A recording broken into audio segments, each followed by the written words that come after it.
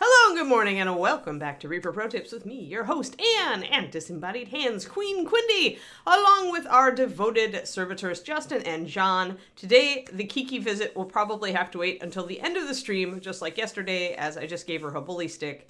Because I gave her a bully stick earlier, and then I couldn't find it anywhere. And I was like, did you eat that in 15 minutes? Maybe. This batch of bully sticks is a bit skinny, so she probably just goes, through them. But hey, anyway, so that's Kiki. Kiki had a fun story this morning. She was out on her walk with David, and they found a baseball that had been discarded because they had a hole in it. So it immediately became Kiki's, and she completely obsessed over it. I had to take it away because she wouldn't eat her breakfast. She wanted only to play with the ball, the new ball. So yeah, it was ridiculous. So yes, I had to take it away, and of course she destroyed it, and so then I can't have her eating parts of it. So then I had to trade her a piece of dehydrated duck meat, which is like the super high value treat, and get the ball when she was distracted by eating those treats. So yeah. So destructed, totally, you can unravel the ball. You could do that. That's how much she killed it. So yeah, she's in a mode. Hi there, Fireforged. Whoa. And somebody... Oh, I have no idea, Valendar. That's a Ron question. But yeah, Tyler, I saw the AC. Hey, at least you're replacing the AC now before it's 90 degrees, right? Yes. Yeah, and yeah, it was a ball. Yeah, it was a magical ball, Pendrake. It was magical. Magical, and now it's a dead magical ball because Kiki.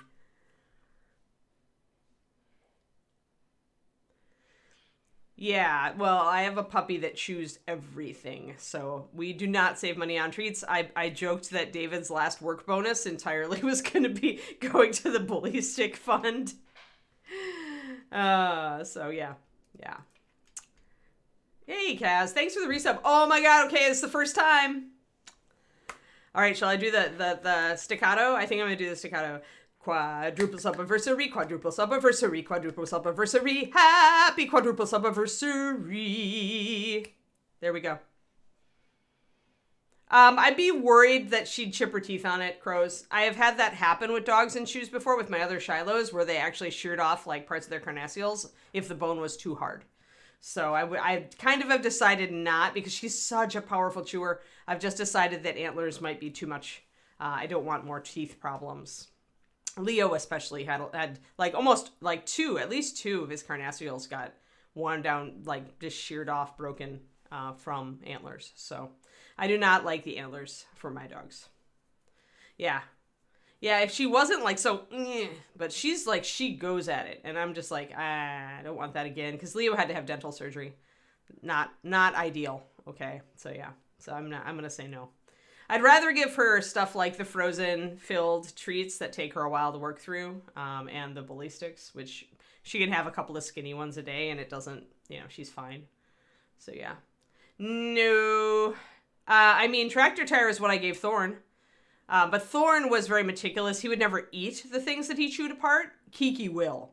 Kiki absolutely will. I won't even tell you the stuff we found in her poop. Seriously. But let's get off that gross subject. Oh, Small Scottish Cat probably really liked that song because it was super fast. Hi, Carnico.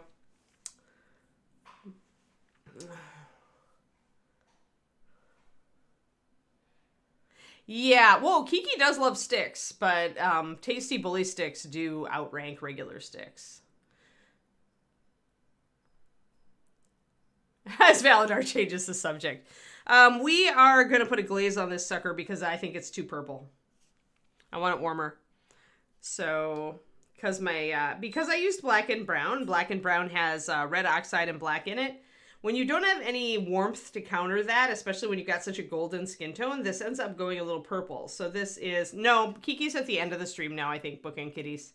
She's got a bully stick and she's chewing it up happily. And she just hasn't been inclined to come in here in the beginning of stream lately. She's more like at the end of it. Then she's like, oh, I can go see mom. And it's time for a walk, right? So... So yeah, so don't worry, you haven't missed the Kiki. Yeah, the future Kiki. Oh ho, I have to show you guys the cute. So there was another puppy litter you may have remembered that was born for Shiloh's, and Christina is the one who had it, and those pups are like 6 or 7 weeks now. But there's a puppy that's going to look like Kiri. I think I showed you pictures, and I was right that this puppy was going to look like Kiri, except plush coated. So Kiri had like the light colored eyebrows and like the white bib and the muzzle that wasn't all black. And this is the puppy. And I told David he is effing lucky. He is so freaking lucky that we have Kiki, and I am very well acquainted with what a pain in the ass this dog is. And so I am able to resist this because you know how rare this color pattern is? We see it like once every 6 or 7 years. Like that's how rare it is. And yeah, so it's like, so it looks, that puppy's gonna look like my Kiri, except plush. So very wolfy. And you can see that the muzzle's gonna go light because you can see those light patches on the side of it. And the little white under the nose. But yeah, so that's a baby Kiri is what that is. So very, very rare. Yeah, and I'm so sad. I'm like, because if Bridget's litter hadn't taken, guys, this is the litter I would have been on. But yeah, so totally cute. They're all totally cute, of course. But the other ones look like regular Shilohs, right? That one is actually, hold on. 1 second. I lost it. So there's the whole picture. So that's what a normal Shiloh looks like. And this one is also, you can see, going to have a light muzzle. But because the face is lighter, this one will probably have more of an open face where it's all light with a light muzzle. So we'll see. But yeah, so these guys are they're actually half siblings of the Tervuren puppy, outcross puppies, except these are full Shilohs. So, but I love that little one. I just love that little one. So, yeah. Figures. So they're very cute. And then I got a very nice picture of the Keekster yesterday. Hold on, I got a hair on my phone. There's the Keekster with her purple frisbee. So that was a nice picture I got in the sun and shadow. It's dappled sun and shadow, so it looks a little bit odd, but there's the best Keeker picture I've gotten recently. Really have to pop that one up on Facebook. But yeah, so there we go. There's your puppy doses. Y'all got your puppy doses. Can't complain at me anymore. I want something that's going to really, really warm up that. And it's reddish purple, so I should go greenish yellow. Which means olive. Yeah, we're going to put a green glaze over this armor. How's that going to work, you wonder? Well, you'll find out.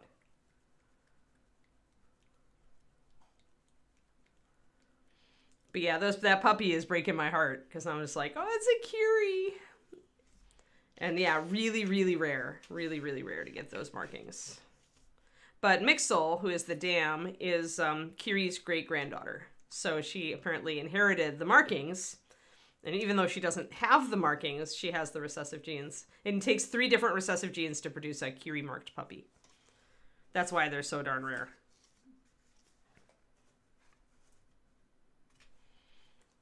So, yep. So I'm just glad that I know what a pain in the butt puppies are, and I'm not tempted, not at all, to get another puppy. Otherwise, I'd be pestering Christina.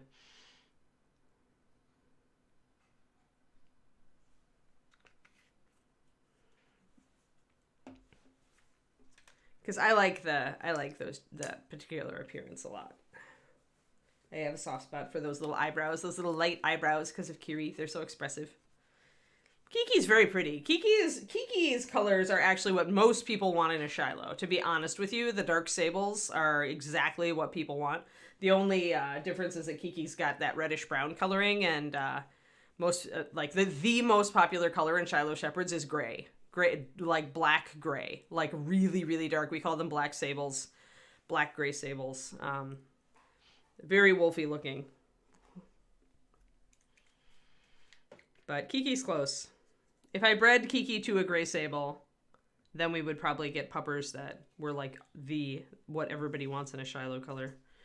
But I'm not too concerned with that. Mostly I want a temperament that's chill. A really chill temperament to pair with Keeks.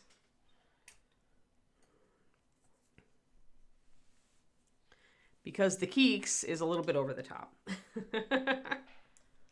All right, I'm going to throw a bunch of water into this color. What color did I choose, you want to say? Ba, ba, da, da, da.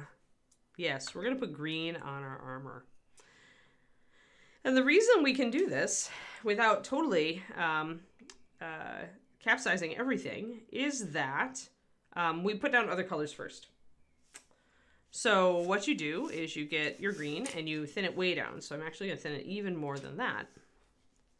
If I really wanted to, I could put like a gloss sealer in it as well. But like I mentioned numerous times, I actually don't like glazing mediums. I like to glaze just using the color I got. Remember, it will dry lighter than it looks wet. So when I'm looking at it here and it's barely coloring the top of the palette, which is another thing palettes are good for, by the way, I can see it's exactly where I need it to be. Also, Kiki is getting into something. 1 second while I check on my recalcitrant dog. Recalcitrant dog, what are you doing? Oh, you're being bad, huh? Oh, now I know where your bully stick went. Now I know where you put them. Yeah, you put it in here, huh? Yeah, I'm going to close it. Yeah, you're not going to do that again. Yeah. I am going to give you a box. I wasn't gonna. You desperately need a box. Oh, you do. Oh, you do. Wow! Oh, you found your own ballistic. How nice. My God. This dog is a train wreck today, everybody. I gave her a box to rip up, too. She's just like a train wreck. She's just like... Yeah, she wants her bully stick because she put it into the groove between where the screen and the sliding door are, and she was pawing at the screen, which is a big no. That was the noise I heard. I was like, 1 moment. That's a big no. We do not need holes in our screen. Like, I know I just have to hold out another 2.5 months before I get another maturity shift in her, but oh my God, I can't wait. Whew.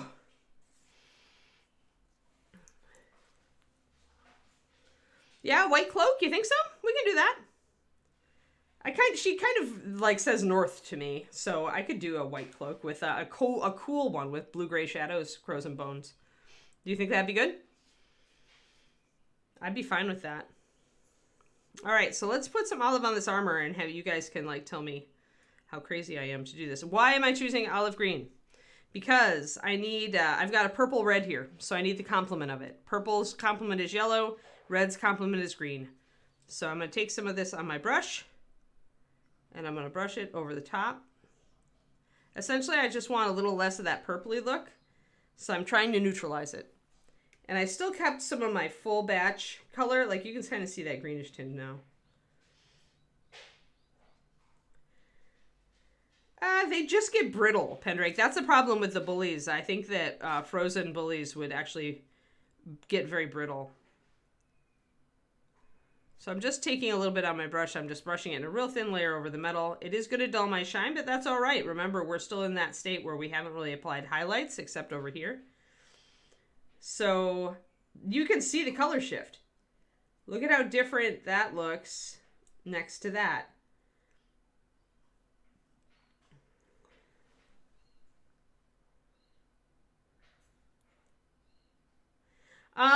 Light blue and cool white wouldn't give us very much contrast. I think I'd go with actually with like a darker gray blue or a medium gray blue. That's what I was thinking. This is what's called a glaze aphistic. It's definitely not a wash. A glaze is thinner than a wash.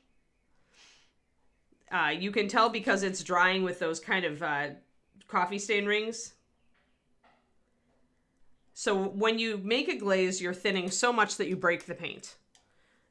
Essentially, you've put so much water into it that you have broken apart the bonds between the resins and the pigment, and it separates.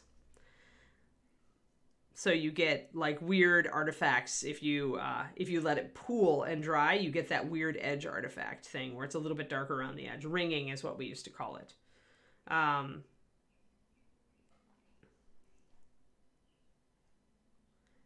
Oh, I hate that, Twistedoma. I'm actually about to put repairs into my car that surpass its current value, so I understand.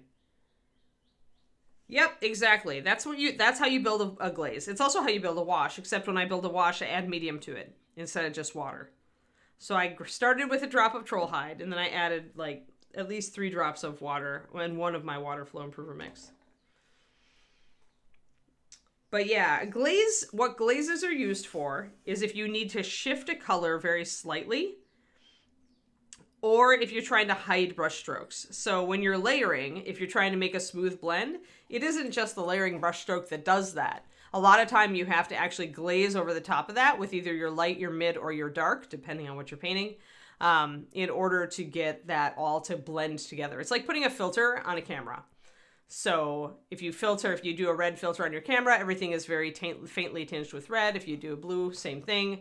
And it also kind of makes things fuzzed out a little bit. Like that's what a glaze does.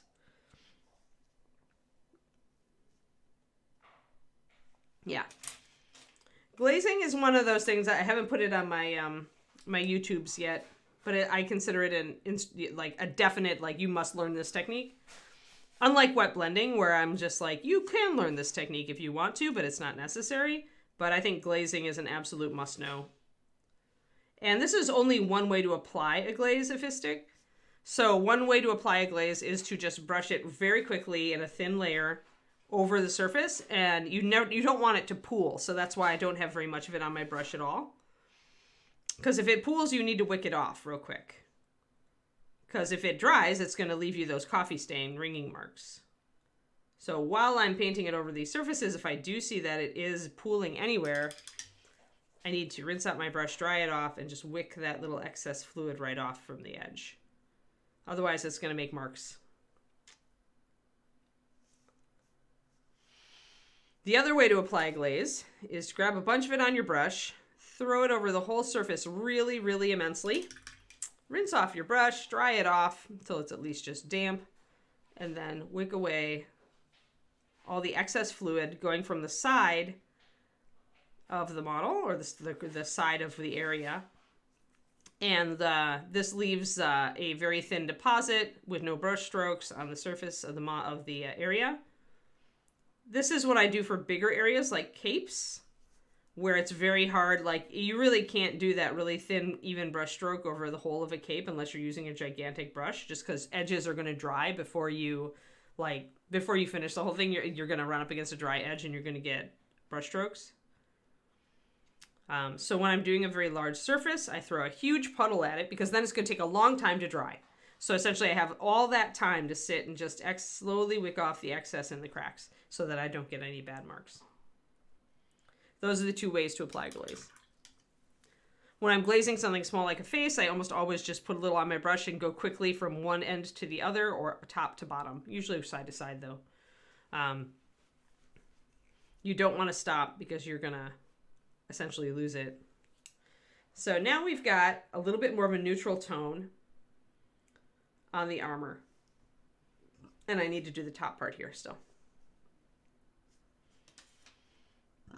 But yeah, glazing is definitely a skill you want in your toolbox. Usually we teach layering and glazing as partners, because layering by itself, if you're trying to get a very smooth result with your blends, is you'll struggle with it sometimes, and glazing helps make it smooth. So glazing is a technique that, especially for a beginner to layering, really helps to get you where you want to be as far as blending. So again, these areas are smaller, so I'm just brushing over the top.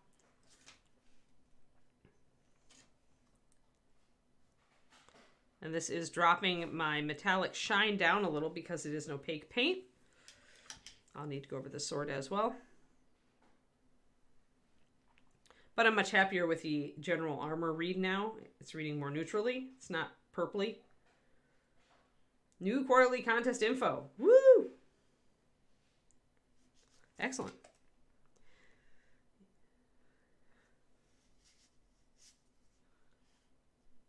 we have our Mark Maskelyne's, I keep reminding myself we have this freaking class this weekend because I keep forgetting. Just going to do it over all the whole thing here. Now, the point of a glaze is not to see the color strongly. You're really just using it to give you a hint of color. You're usually like trying to neutralize something or make something a little bit more vibrant. One common use of a glaze is if you are painting red and you lose a lot of your, like, you want it to be a really punchy red and you lose a lot of the brightness to it, the saturation. You can go back in with a glaze of something like a pure pigment red or a clear red from Reaper, which is a pure pigment red, and essentially punch it up. All right, so got that, and I just need that little elbow pad.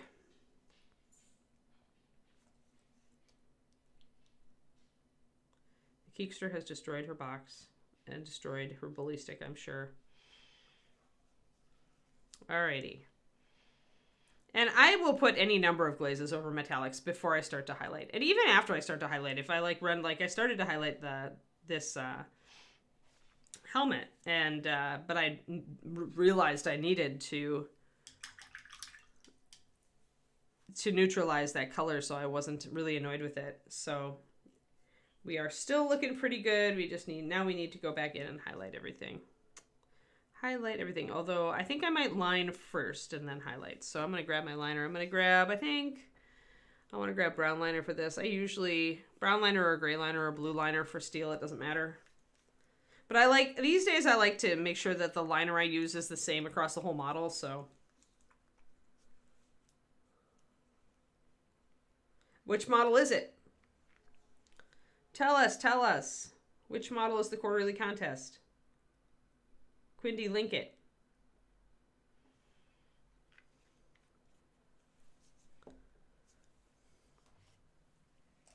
One second. Oh! Okay, interesting. So another Moor. It's another Moor! Apparently Ron was in a Moorish mood when he was naming these characters. Since this is also a Moor. She's just a Thistlemoor. Thistlemoor.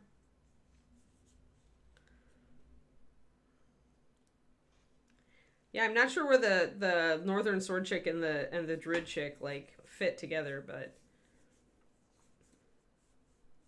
obviously they come from the same country. Sorry, my hands are really dry, so I just had to apply a little bit of my lotion bar. I need to get more of this. It smells great. It's like vanilla lemon. It's really good.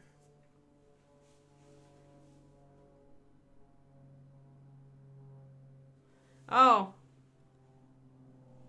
Well, I bet if you contacted Reaper, you could pick a different model for your trio Kodiak, and they'd just let you switch that. Like, Reaper is so chill on that, usually. Like, you did just submit a different trio, ask to change your trio.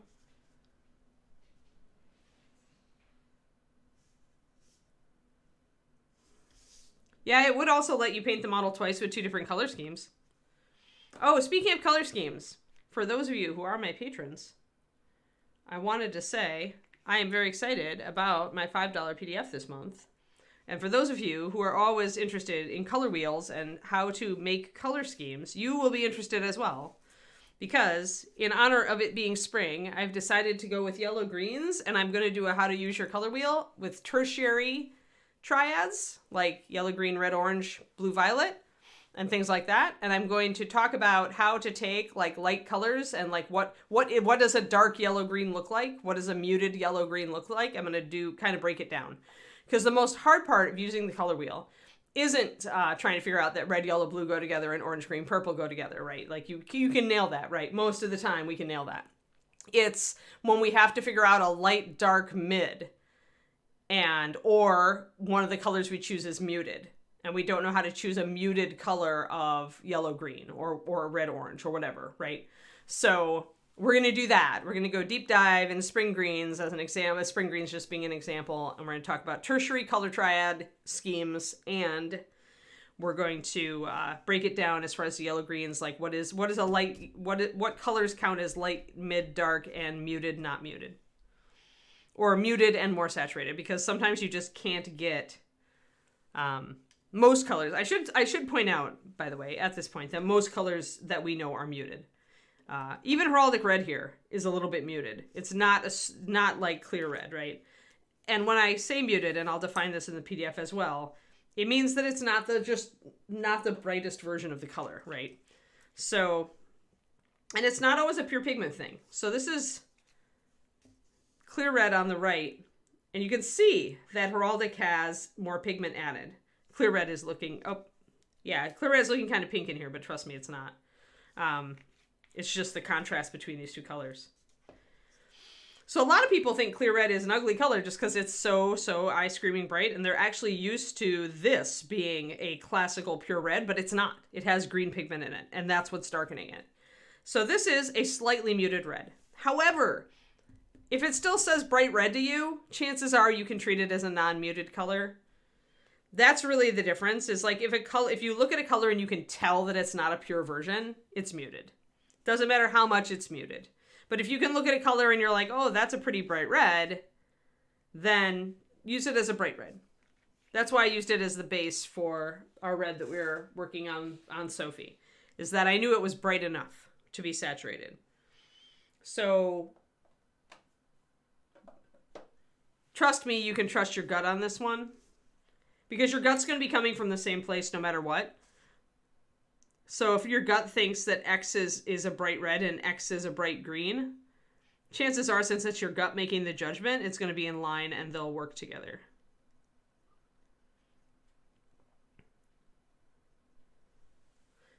I suppose your gut could be inconsistent, but you'll just have to experiment.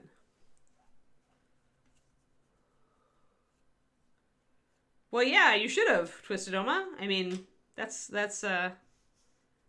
you could have totally pulled that. Although with houses, a lot of it is just neutral, right? You pick one color for your house, and then you pick a neutral color, like an off-white, for your window trim and stuff like that. And that's essentially, builders do that because it doesn't get you in trouble. You're always pretty safe if you're going to choose that. I feel like I need just a little bit more coverage, so I'm going to add a tiny bit of walnut to my brown liner.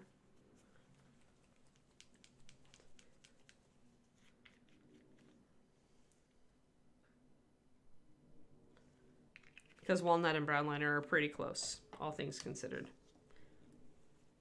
Okay, mix that up and we'll use it. We'll line around this metal and then we're going to start highlighting it, which is the fun part in my opinion.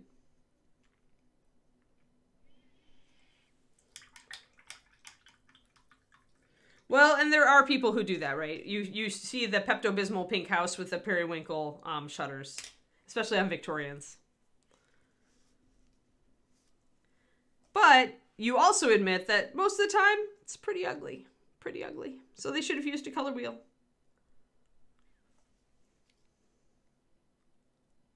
Especially if you're going through all the expense of painting your house or having it painted.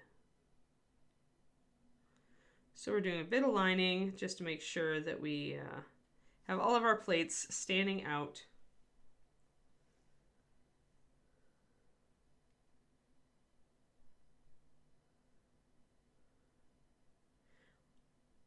Well, green and purple aren't complementary. They're part of the same secondary triad.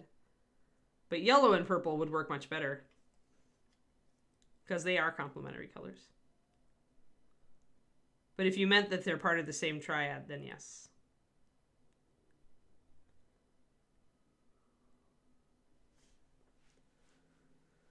Oh, bruised purple. Yeah, that's terrible. Yeah, people just don't, that's when they need to whip out the color wheel. And they need to understand the muted versus bright rule.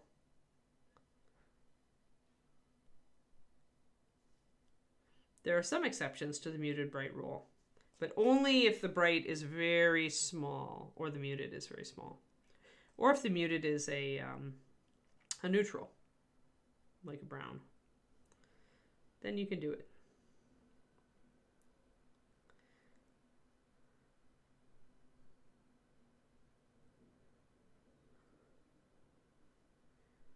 Our house is double neutral. It's dark gray and white. Although I want to repaint our front door red orange, because it's such a classic for our house's style. It's a classic color combo. There's a dark gray house down the street from us that has a bright orange door that looks fantastic. All right, so just a little extra lining, just so you can see how that brings out all the plates and makes them all stand out.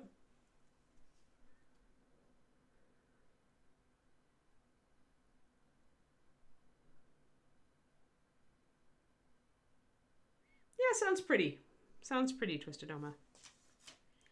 I always love blue grays, so I'm all about blue grays in any form. That's why I love painting Space Wolves.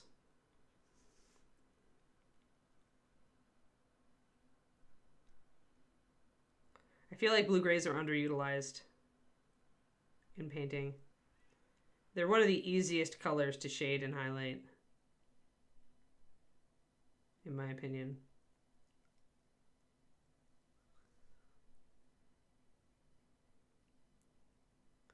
So again, just putting a little bit of lining in here and getting that blocked in. I'm actually going to block in the underside of the model too, this blank space that's just part of the shadows. We're just going to paint that over with this color since we're here. Since we're here and we have the color. So whenever you've got this kind of flat area on the underside of a model, block it in dark. Just don't worry about it. It's totally in shadow. No one will see it. Just paint it walnut or black or whatever. I usually don't use black on anything, so I tend to just use walnut. But you want that. You want that because it's not going to be seen ever. It's just in shadow, so you want it dark. Well, Polly, make a note that I had to actually glaze this with green in order to back out of my purpley color because I didn't want it. Decided I didn't want it after all. It wasn't working the way I wanted it to work. So be cautious, unless you really are going for that color. I thought it might work too, so I was like, but blue-gray is probably a better, more neutral choice.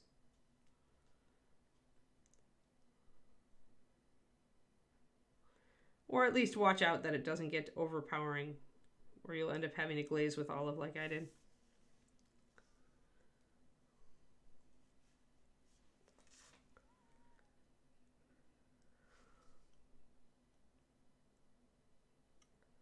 Just popping in a shadow to outline these armor plates. I haven't painted any of the shirts, so I'm pretty safe here if I accidentally paint over the parts around it. Also, I'm probably going to stuff a deep shadow back here behind her torso. So I'm going to just use this color that I've got, my liner color. I do this a lot, where if it's a deep recessed area, I just block it in totally with shadow. When it gets around to painting the cape, I'll go over it with the actual shadow of the color I'm working. But essentially it's underpainting here, so I'm almost sketching. I'm sketching in that shadow because I know it's going to be dark back there because it's way recessed. And that helps me just kind of ignore that area because it really isn't important. So, hey Miniatures Den, we're doing metallics today. We're highlighting. I was shading. I put an olive green shadow over my armor because it was too purple red. Yes, welcome, Pacas. Yeah.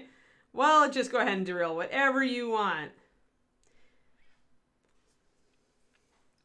Yeah, just be careful with it. Depending on the other colors of your model, I ended up not liking it because the golden color of her skin made the purple hue of the armor come out too much, which is something that, you know, you've got to keep in mind as other colors on the model will affect the way that a given color looks. So if you have any yellow on your model or golden colors, it will make the purple tone of the armor look very, very strong and maybe stronger than you want it. So you got to be ready to glaze back and go more neutral with it if that's not what you want after all. So let me see what I've got here. I am feeling like, do I want more white in the frame, or feeling like my model isn't showing up the way I want it to. Sometimes you need to throw a little bit of something. Yeah, there we go. So we can see everything a little bit better.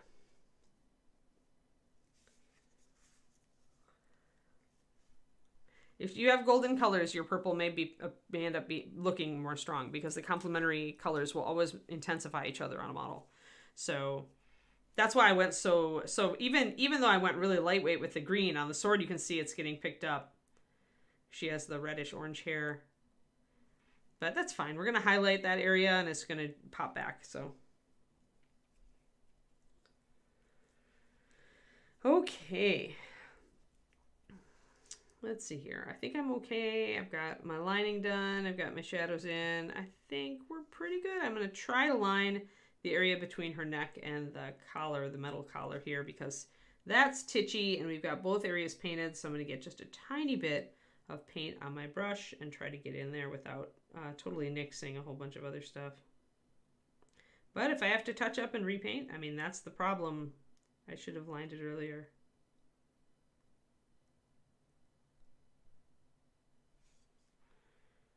But I managed. And there is a shadow back here I need to fill in, so.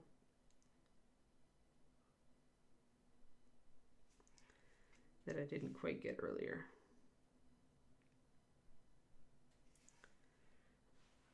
There, better. Better. But yeah, always remember on the color stuff that complementary colors are always going to pick each other up and intensify the look. So if you have something that's very slightly green and you throw red on the model, suddenly that thing will be very much more green, or it will seem that way to your eyes because your eyes are going to always, the human eye looks for contrast. They think it was a survival trait, so we really can't fight it. It's just the way we think. It's what our eyes pick up. So we always have to keep that in mind. All right, let's get some metallics going on. Now we can, I think I'm going to use Reaper. I was using Shining Mithril. Because it's a really, really translucent metallic that I can layer up pretty well. I also have other colors that I've been using lately are actually golden. This is their iridescent pearl. It would be a good top highlight. It's a very shiny metallic. If you want pearl with Reaper, pearl white is here. This is a good edge highlighting color, 9100. Because it's got some white pigment in it, it's not as transparent as the golden pearl, which has no white pigment at all. It's just the flake. It's a metal medium for lack of any other description. So this, because it has the white pigment in it, is really good if you need to highlight an edge with white metallic and you need that line to show, like when I edge the sword, then using the pearl white is a good idea because this will not cover well enough to give me that line. Other paints that I really like to use, but mostly on bigger models, would be the Model Air Chrome from Vallejo. It is an aluminum flake, so it's very high coverage even when you thin it, which makes you it lets you do those micro scratches. You can also do those with MSP, but usually you have to lay down a little bit of regular paint first and then paint your scratch over the top. So it's an extra step, but you can make it work. It's just that we don't use aluminum flakes because we try to go for non-toxic and inert, non-reactive flakes. And so when Reaper chose its metallic flakes, that was our primary concern. It meant that we couldn't do some things. It meant that we could not do the aluminum stuff. But there are plenty of companies that do it. So the flake in the Shining Mithril is actually not a mica-based flake. It's a silica-based flake. So like little bits of sand, translucent. Good for layering.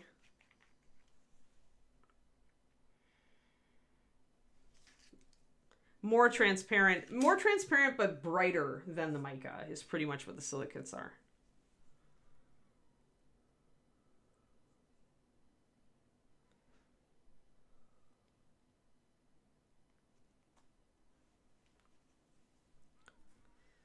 Alrighty.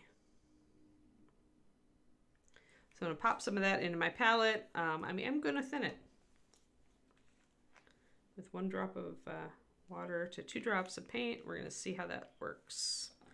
It's thinning it. That's a lot to thin a metallic, but the Bones metallics, many of them can stand up to it, particularly the silvers and the golds. Because these silicate flakes are finer than you're used to. So they are going to stand up to thinning because they're not going to sink right away.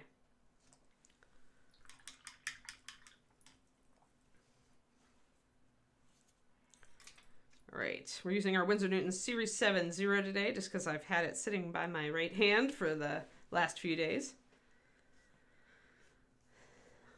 So now I want to maybe grab some of this and figure out how thin it is and if I need it to be more thin. So I'm going to go back over the area that I was highlighting the other day, the edge here. And I think I might want to actually thin some of this even more and see how layery I can get with it. So let me mix up an even thinner puddle of paint. I'm going to go 1-to-1 with the Shining Mithril, and I'll show you guys how they look after I pop all this water in there.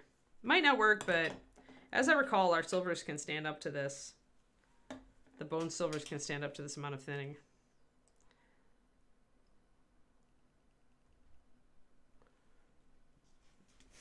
Okay, so thicker paint over here, thinner paint here. You can see it's quite watery. See that sliding down the palette over here. This is thicker. You can see it doesn't flow back together right away. So it still has some body. Working with fairly small amounts of paint here since I'm just doing highlights. Need to watch out. Since I am thinning them, it'll be a little better, but metallic base and metallics in general are usually the hardest colors to scrub off your palette if you're using a well palette, because the base is usually very close to a pure acrylic and super hard, and it dries super hard, so it's hard to get off. If you thin it, you've got it better. You've got a better chance to get it off.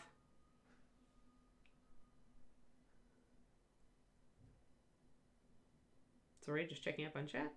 Okay.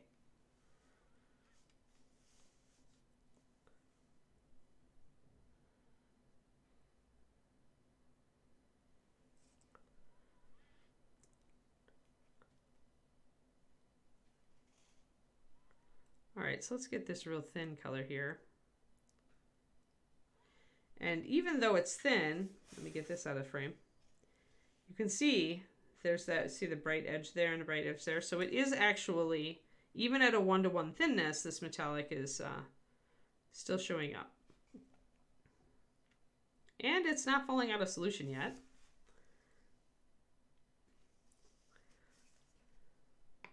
And that's what I like about these bones silvers, is you can be a little bit more subtle with them.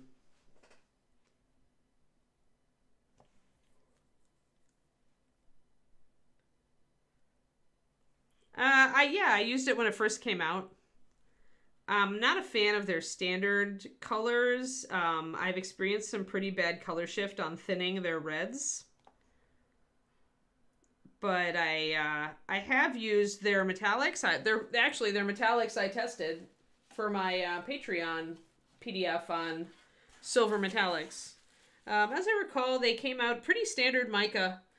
They've got a thicker base. Here, I had their white gold or something. So you can see the brush strokes. So that tells you that the base is thicker as opposed to the Vallejo metal color next to it. See how smooth that is and how even? You can also see through it. So that tells you that this is a standard mica flake. They're adding pigment to it to give it more coverage, and they're using a thicker base to give it more coverage. This means it's probably not terribly thinnable. It is the latest, like, oh my gosh, this paint, I know, out there. But whereas compare that to the Turbo Dork, which obviously has very little pigment in it, but is quite bright and sparkly because it has very little pigment in it. Then I was just talking about the Model Air Chrome. This is that. Notice how high coverage it is and also how smooth. That's what that aluminum flake gives you, is that coverage and that smoothness, where there's none of that going on. So that shows you how Pro Acryl, let's see. Actually, Pro Acryl is very much like MSP. So there's the MSP with the 207. You can see the brush strokes. You can see a little bit through it just like that. Compare that to the Pro Acryl. Same kind of thing. So if you analyze these things, I mean, everybody loves the new Shiny Child. And if it's a new product, that's an older product from Pro Acryl. So if they have a new line of metallics or something, then I can't speak to that. They may have changed it up. But at least when I picked up their stuff when it was first coming out, when it was at the Creature Caster booth at Adepticon a few years ago, I picked up some colors to try because I really liked some of their more interesting metallics. I mean, it's going to be I think it's going to be comparable to a lot of other paint lines in our... But like I said, I find that the heavier base was prone to, on the red that I got, was very prone to shifting. I was very turned off by that. Anything like that, I'm not a fan of. They may have fixed it since then. Again, this is a while ago. I tend to test these paints like right when they're released, form an opinion, and then I wait for a while and see how they're doing, like what the buzz is. And then if the buzz is positive, I'll give them a retest. Like I'll pick up another couple bottles because they always could change a formulation, right? And see if the issues and the pluses are still there. I do like that. I do like some of their colors and their metallics. I like that white gold a lot. It's a nice highlight for other golds. So I'm just going in and getting the edges first. And since we just did lining, bringing up those edges with the metallic is going to make these plates stand out really well. Self-levels and doesn't break easy. Yeah, I don't know. I thin my paint a lot, Darth, because I do layering. And so when I test a paint, I put it to the same standards I would MSP. And I don't remember what red it was that I had, but I always buy reds when I'm trying out a company's paints. I find that the red really tells me what their purposes are. Like, as a paint line designer myself, because red is a titchy color, and which pigment you choose and how you treat it will kind of define, for me, what your goals of your paint line is. So, like, if it's a great smooth color that goes on nicely, self-levels, and, has great coverage, that tells me, if you do that with your red, that tells me what you're going for. Because you have to purposefully set out to get coverage with reds. Either with their base choice, your pigment choice, or, what you're adding in, or all three.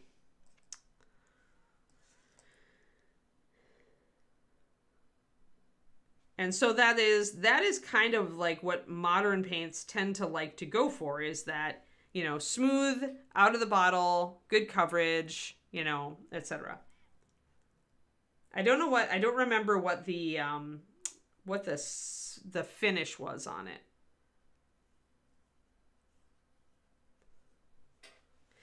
So yeah, for your style it works, Darth.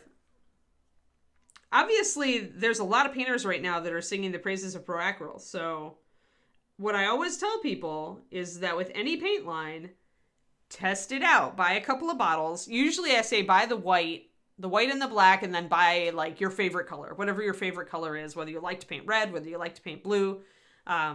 If you get those three colors and maybe a metallic, if you paint metallics, and test those, work with it, you're going to pretty much see, okay, how does this differ from the paints I use already? Do I like it? Does it fit my painting style?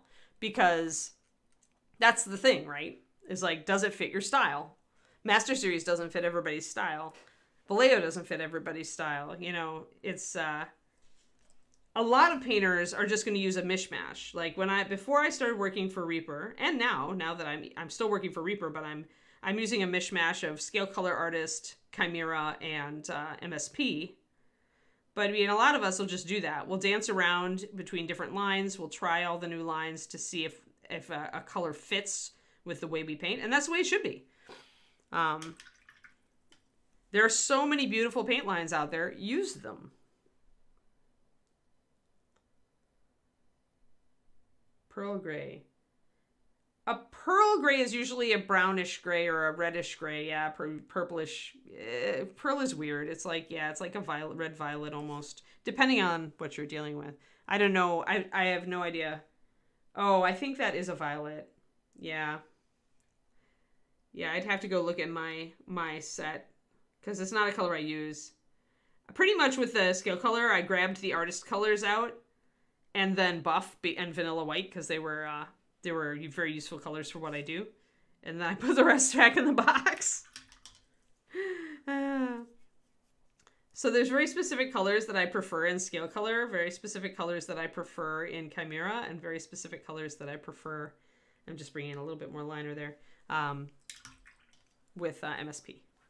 So, but that's the way it is. I mean, we used to call each other mercenaries, paint mercenaries, because every time a new paint line came out, everybody would run and try it. And that's the way it is now. I mean, the market is flooded with paint. And so we really do depend on other people like kind of trying it out and getting back to us about how it is, right?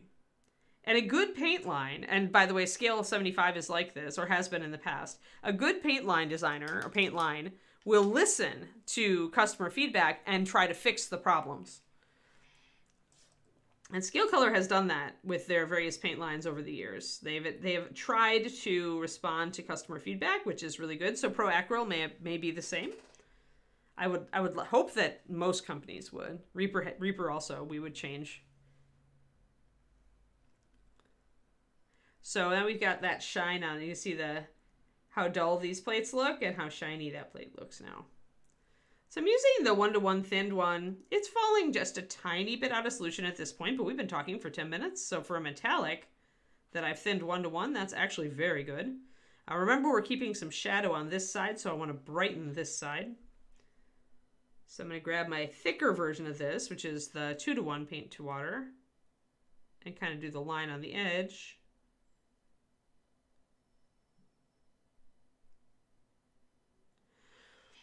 But yeah, the one thing that set me off about the Pro Acryl was the color shift. I thinned the red to a level that I would normally use it, and it almost frosted out. May have been a bad batch, but it was enough to put me off of it. So I'll give them another chance at some point. Like I said, they're metallics. I like the colors, but I don't know. The thing is that I've become a lot less mercenary over the years. What I look for now is, like, I find the paint that works for me in a given color slot and for a specific utility use, and I stick to it because I know it, right? I don't need another version of it. Not unless there's a color where I'm really dissatisfied and I'm like, I really need a good X. And then I'll go looking at other paint lines and see what they have. Like right now, I could really use a good golden brown. And so since I'm no longer at Reaper and I can't just make one, I'm thinking of picking up one of the Chimera artist sets. I was looking at it yesterday. So we've got that shiny, and we still got some shadows, but we're bringing in our details there. Yeah, they really are, Darth, because everybody paints differently. Everybody's got a different brush stroke. Everybody thins differently. We all use different palettes. Even the wet palettes have variants depending on what paper you're using. So it is very, very personal. And we're all looking for different qualities. Like wet blenders are looking for one thing, and layerers are looking for another, and the sketch and glaze people are looking for another thing. And it's like, it's a great world out there for mini painting these days with people doing so many different things, but it also can be confusing for newbies. That's the downside. It can be hard. The more information you get out there, it's like walking into the world of like woodcrafting nowadays, where there's so many tools and there's so many, different cuts of wood available, and so many different, and you walk into the store and your brain is just like evaporates from all the choices and all the things you don't know. The internet has made starting a new hobby both exhilarating and like overwhelming. Like I had to curate myself with the knitting stuff when I started knitting for my 50th birthday, because I was like, this could be fun. And I love it. Like, I'm so glad I started, but I've definitely curated how many videos I've allowed myself to watch on it. Like I watch a video when I need help with a specific, like a specific maneuver. And otherwise, I try to be really... Yeah, Griffin Tan was a golden brown pendrake. The one I really miss is like chestnut gold, but I want one that's in print that I can keep buying, so... Yeah, Inara. Yeah, it's true. We do, like, that's the nice thing about Reaper is it is very consistent. Except for the cancellations. Blame Ed. Ed is glaring at me from up in heaven right now. But Ed, even though you're in heaven, I can still throw you under the bus.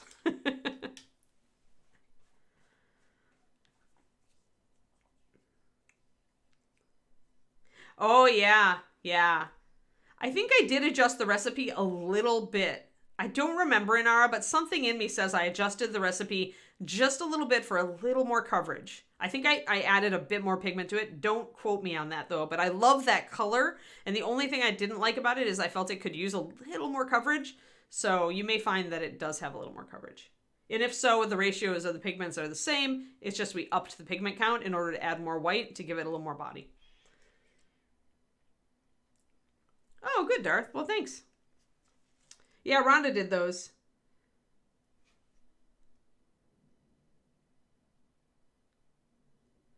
I did the original ones way back in the day, but Rhonda did the current ones. So we're bringing in that light right there. So you can really see the difference. Like, look at that next to that. So our highlights are definitely coming through. There's still shine on this side, right? But it's just not as bright as the shine on this side. Slightly grayer in the bottle. Yeah. There will be a little... It shouldn't be grayer because I love my... Damn it, I love that color. But there is a new person mixing, remember? Sadly, I cannot guarantee every batch at this point. I am no longer making them.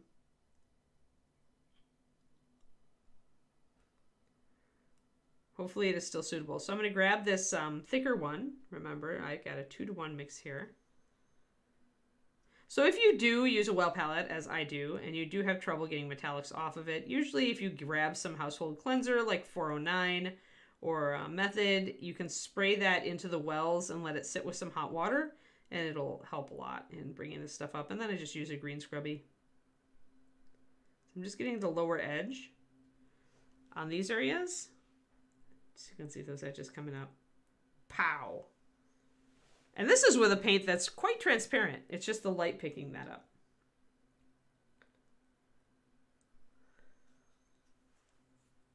Yes, being thrown under the bus is what Ed would want. It's true.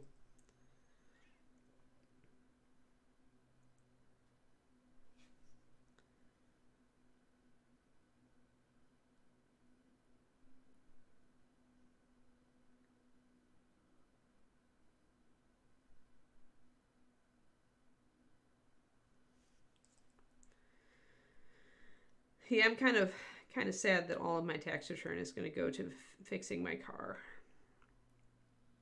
It's sadness. But it is an old car. It was the same age as Kiri.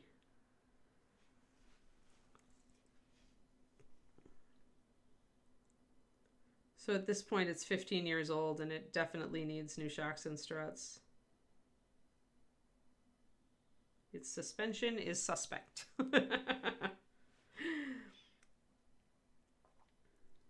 All right, so we got that. So I'm using the thinner paint here to get more of a smooth. See that blend?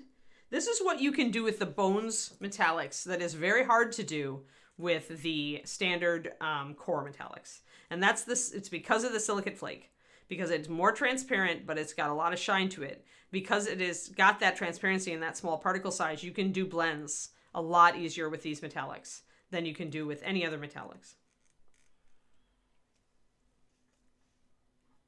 Oh, nice, Asian Marble. That's really cool.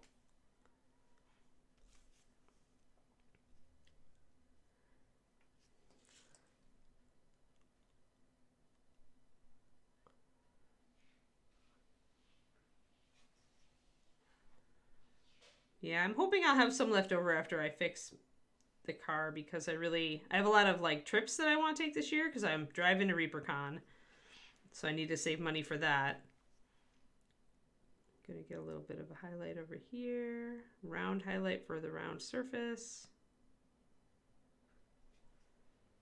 On that helmet.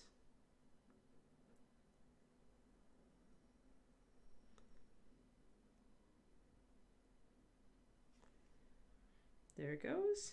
So you can see that nice round highlight right there.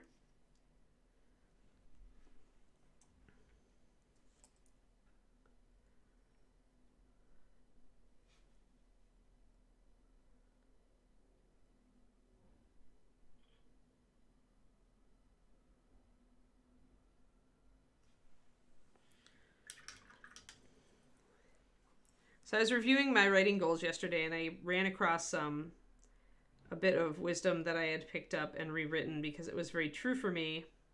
And I've done a pretty good job of internalizing it, but I wanted to share it with you guys. A lot of the time, because it's a motivation thing, right? And I love to share motivation stuff with you.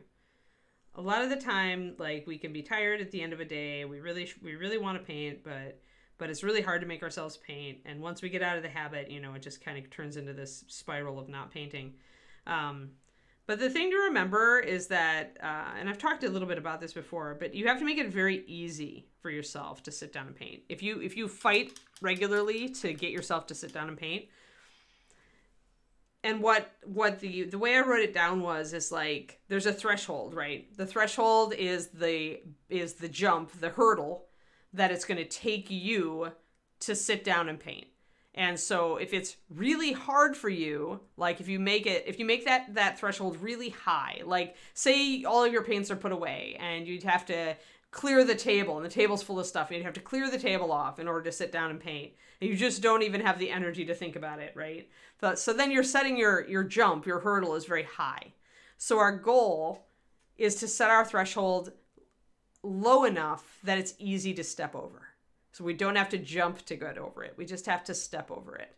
So for me, that means with my writing that when I want to write in the morning, the night before, I bring my manuscript up at the exact place I need to start on my computer, on the desktop or on the laptop, so that when I open my computer in the morning, that's the first thing that I see. And that makes that hurdle small enough that I can easily step over and start. With mini painting, what this means is keeping an area that is clear or making the area easy to just shove things aside. It's like I used to keep a lunch tray set up with my palette, my paint water, the model I'm working on, and the paints I would need, and my brushes. So it was easy to grab that tray, shove things out of the way on my desk, put the tray down, and start painting. So that's an example of how it's not even an achievable goal, but the small achievable goals are a different part of that, right? They're there. Then when you're painting, you set that. But yeah, you make your threshold to starting really low. So before you even set the goal of that you want to get done, you know, and before you even say, I want to sit down and paint for only 15 minutes, it's just going to be 15 minutes. It's not a big deal. Then you go, how can I make it super easy to just sit down and start? So think about that if you are... if you're struggling with making yourself sit down and paint, even though you really want to. If you're guilting yourself that you haven't been painting. I am going to ReaperCon, Lizana. It looks like I'm going to be driving and bringing the puppy. And a box of books. Because Dave asked me to bring a bunch of my books with me. And he would be happy to have me sell them at my spot. So... if I fly, that gets a lot harder, and we also have to find a puppy sitter for that immense amount of time, which is pretty much going to cost us as much as it's going to... like, at that point, it costs us as much, you know, to fly and get somebody to watch the Kiki as it would to just bring the Kiki with and the extra days of hotel and driving. So there are people who really want to meet Kiki, so... Yes, Lizana. Yeah. Oh, and the book is... I just sent out my first newsletter yesterday. Those of you who subscribed to my mailing list got the updates about the upcoming sale and the hardcover being uploaded and stuff like that. So yeah, it's exciting. My newsletter is really low key. It's once a month, so it's not spam. Because I hate spam. Like I like a once a month update from companies that I like. Like, it's nice to get the news and, like, know if there's a sale. But I hate the companies that mail me several times a week. Like, even if I like their product, I tend to unsubscribe, so. Yeah, I'm bringing Kiki. I don't know how much... she's going to be over the top with all that excitement and noise and different stuff, so... I don't know how much she'll be at the con, because my ex has offered to take care of her. He's got a big yard, and he misses having Shilohs. So she's probably going to be in daycare at his house, quote unquote, for much of the weekend. But I will. It's also great socialization for her. So we're doing the knee pad here, just bringing up that color with the thin paint, the 1-to-1.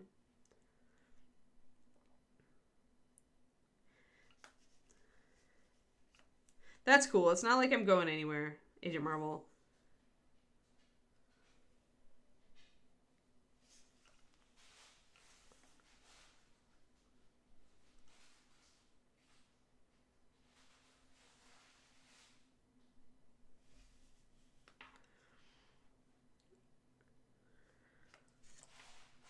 Though I have thought about, like, if you order books direct from me, doing the whole sign everyone that I sell direct thing, which I wasn't sure about at first when, I think it was Shadow Raven mentioned that one of our favorite authors does it, or Turgeon mentioned it. I don't remember. That I was like, whoa, that could, if you're a popular author, when you get to be popular, that could take up a lot of time. But, you know what? I'm not a super popular author yet, so why not? Because I do have some books, and I have book mailers, and I have book mailing pricing. So I am actually able to do it. So I'm going to do a little bit of a highlight there on the bottom for reflected light.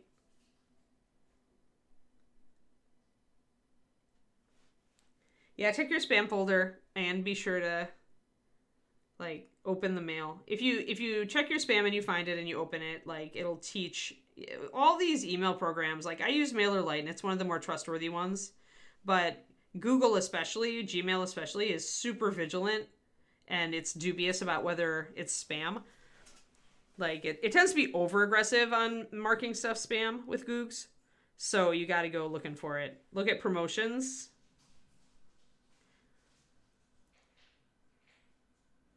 Your promotions tab in your Gmail if you're using Gmail.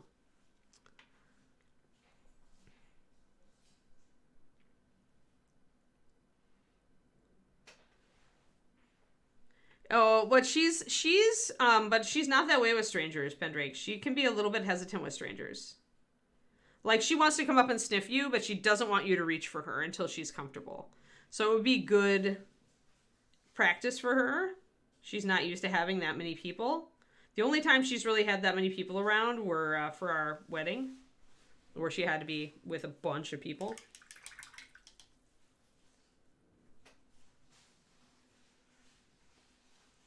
But yeah, check the spam folder with Googs. Check your promotions folder.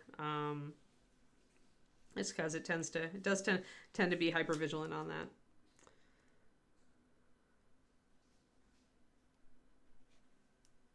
And once you click on it, once you actually open it, that should indicate to your mailing program that is a trustworthy source.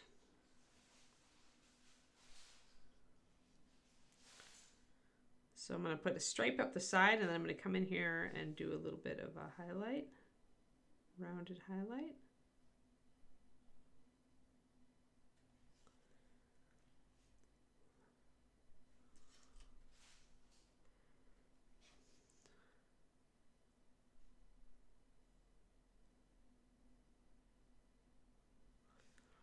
There, that's nice. Yeah, just sign up again. Oh, good, Sean. Awesome. Yeah, if either of you feels like leaving a review, like, rock it. Like, I'm still trying to get my 10 reviews. I think I've got 6 still on Amazon. I think I've got 5 or 6 on Goodreads. I'm really annoyed with Goodreads right now, though. It's twice now that I have, like, clicked, is this you? And, like, told them, hey, I'm the author of this book, and I'd like to set up an author page, and they still haven't gotten to it. Like, it's been 3 weeks. Come on, guys. Like, it just seems kind of, especially because Goodreads is owned by Amazon, so they know who I am, right? Amazon knows I published the book. It just seems glacial.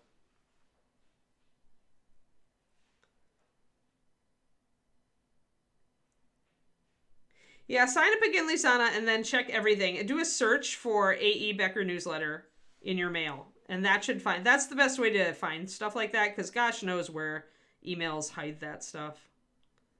You know, like, who knows what folders exist in the dark heart of Google. So I just always search for the specific title or company. You can also add me on some email places. You can add me to your address book. It's ann@aebeckerwrites.com. ANNE. So, yeah.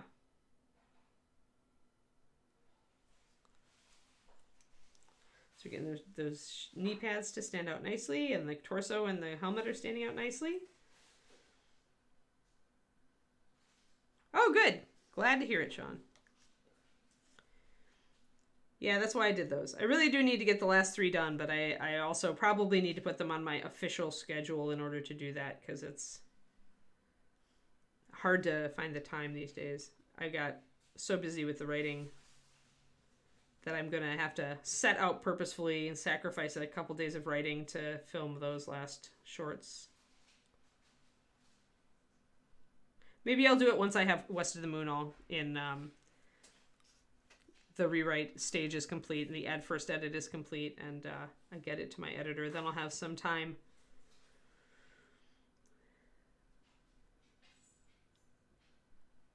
Kiki, are you being a demon?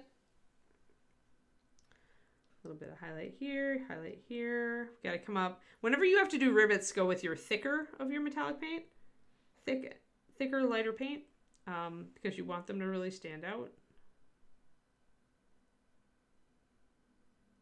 And you don't want the paint to run all over. So there's those 2 rivets. Now I can get the top of this little edge. There. You can see it from above. Yay! Good, Lisana, good. Yeah, you open it, it should be fine.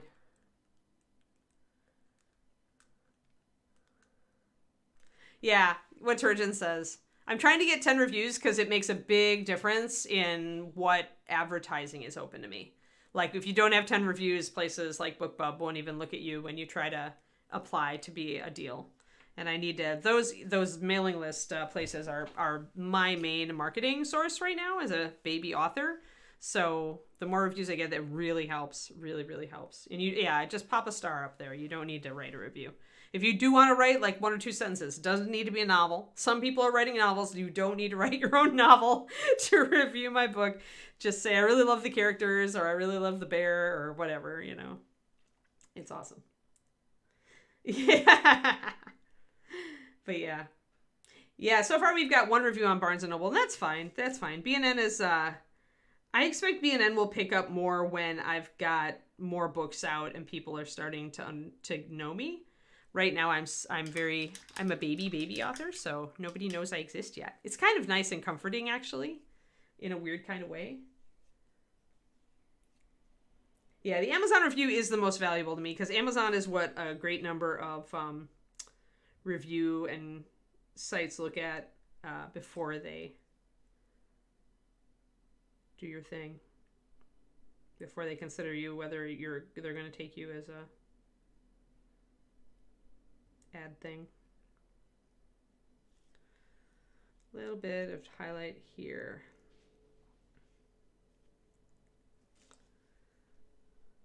But yeah, so I'm doing very little advertising. I'm just doing a little bit of experimenting right now. It's really, I gotta say, guys, like, so many people would freak out that their book is like not doing, like, you know, it did well on its launch, but now it's sinking down into the Amazon pit where books go when there's only one of them. But some people will be freaking out, but because I was ready for this, it's actually kind of comforting because I'm not in the spotlight right now, which means I can just play around. I can, like, I don't have to worry. Like, nobody is sitting there, except for you guys, because you're awesome. Nobody is sitting here going, where's book 2? You know, I don't have thousands of people going, where's the next book? I only have you guys, and, like, you guys are my friends. And so I'm like, hey, don't worry. I'm working hard on it. It's good. But there's, like, not that big pressure. And it feels so good. Like, I'm just, like, working on my book and knowing that people want to read it. But there's not the pressure of, like, lots of eyes on me. So... Valaman, of course, Grey Wolf, who is my mom. My mom finished my book and wants the next book. And my mom does not read fantasy. So I'm like, haha, I win. And Valaman is one of her favorite characters. She likes Ash and Valaman. Yeah, I mean, I really like it, Miniatures Den. Like, I really feel like it's... And I haven't even checked my sales dashboard on Amazon. Like, I know that I'm going to get paid at the end of May for the first month of the book, but I decided not to check it because I'm like, that would make it more about money, and I don't want it to be about money. I want to just write the books because I love writing the books. And so just being able to write the book and to play around with things like I am doing like an email promotion coming up and trying my first Kindle countdown deal and stuff is kind of just fun because I'm playing in a vacuum. And since my book is just selling like a copy or two, every couple days, it's really like freeing. Like it's just, I can, if there's any result from the promotion, I'm right away going to see it. So it's really easy to tell with just one book that isn't, that's just kind of chugging along. So it's kind of fun. Yeah, expects you to say something. Yeah, I used to go to write at bars just because it was the same kind of thing as like, nobody knows you. It was kind of comforting when I would go and paint somewhere that nobody knew me, right?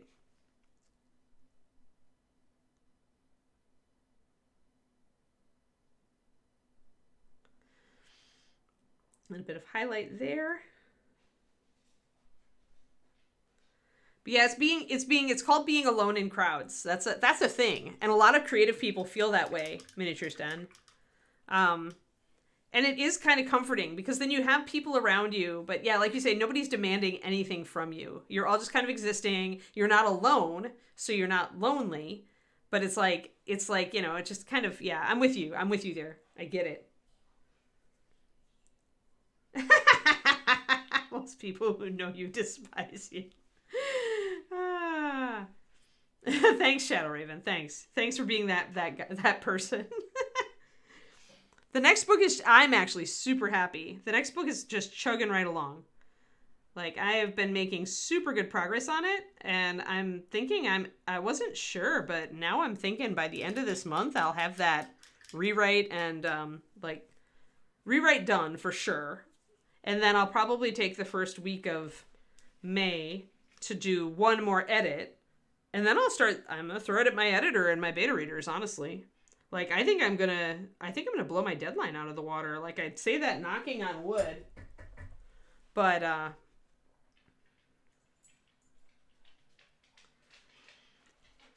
there, Kiki. You want to come up and say hi? Say hi to Luca. He doesn't get to see you. Yeah, he doesn't get to see you. Oh, hi. Oh, I love you too. Oh, there's Lickens. I have a monstrous dog. I have a monstrous dog who wants to eat my paint. You want to eat my paintbrush? It's a stick, right? It's not a paintbrush. It's a stick, Mama. Yeah. Isn't she awesome? Miniatures Den. Like, she's awesome except when she's being a pain in the ass because she's a 9-month-old puppy. But there's the Keekers. I told them you'd come in at the end, Keekers, and it is the end. Yeah, it's time for Luca to come on. Yeah. Good girl. Good girl for coming in to say hi. Yay. She's got to be 70 pounds by now. I haven't weighed her recently. All right, Keeker. I'm gonna push you out so that I can say my goodbyes without having to tackle you, okay? Here, let's go out. Let's go out here, and then I'll be right out, okay? Good girl. Oh, he's my good girl. Bonks. Bonks. Good girl, Kiki. Good girl. All right, you wait. I'll be right there, and we can take our walk. Luca enables our walk a little earlier than usual. Because usually I'm late.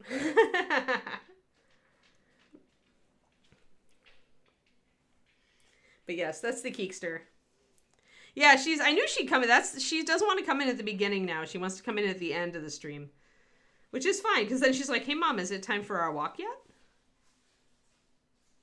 Gonna do a little bit of highlight up here. We'll have to get to the sword next time, which is fine. We can tackle the sword.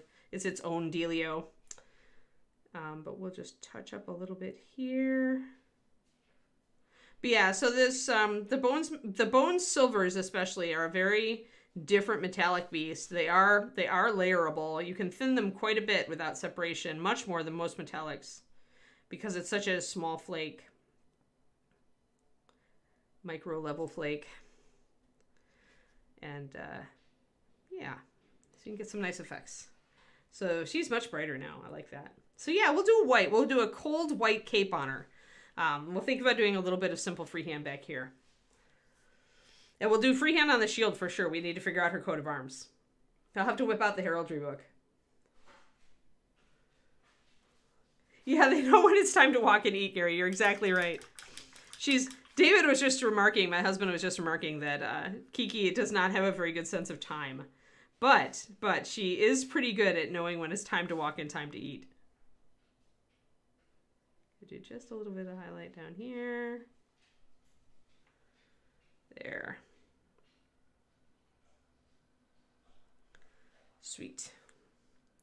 But yeah, other than the sword and that back elbow.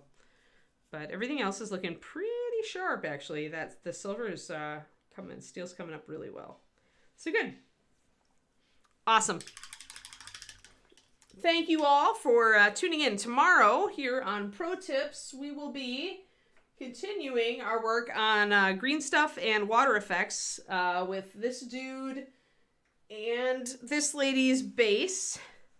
So before we were doing a lot of super glue, and we'll be working with Woodland Scenic's water effects to add like a magical like kind of effect. We're gonna paint this first and then go around it and see what we can do with some cool water effects.